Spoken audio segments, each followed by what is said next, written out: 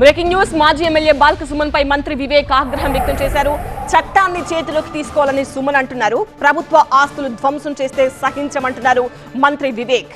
కేటీఆర్ అనుమతితోనే బాల్క సుమన్ ఈ వ్యాఖ్యలు చేశారా?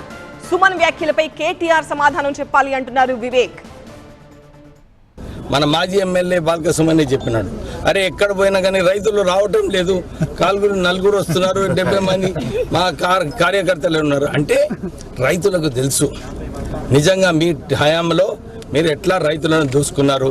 ఇక్కడ కాళేశ్వరం బ్యాక్ వాటర్లో రైతులు ఎట్లా నష్టపోయినారు, అప్పుడు నష్టపరిహారం ఇప్పించలేదు.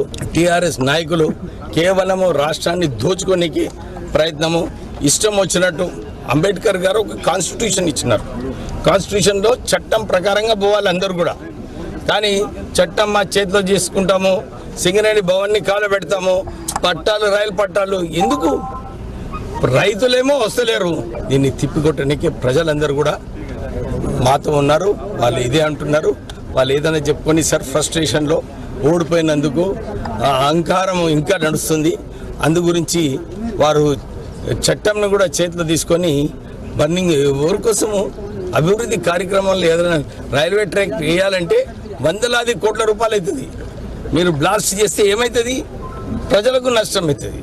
కానీ నేను కేటీఆర్ని ప్రశ్నిస్తున్నా, నువ్వేమో చాలా మంచి వ్యక్తిని, మంచి చట్టం ప్రకారంగా పోవాలని నువ్వు చెప్తావు. మరి ఇప్పుడు నీ సోదరుడు ఇట్లా అంటున్నాడు, మరి నువ్వు ఖండిస్తావా లేదా? లేకుంటే నువ్వు కూడా ఆయనను సమర్థిస్తున్నావా ఇలాంటి యాంటీ నేషనల్ యాక్టివిటీస్ చేయాలని?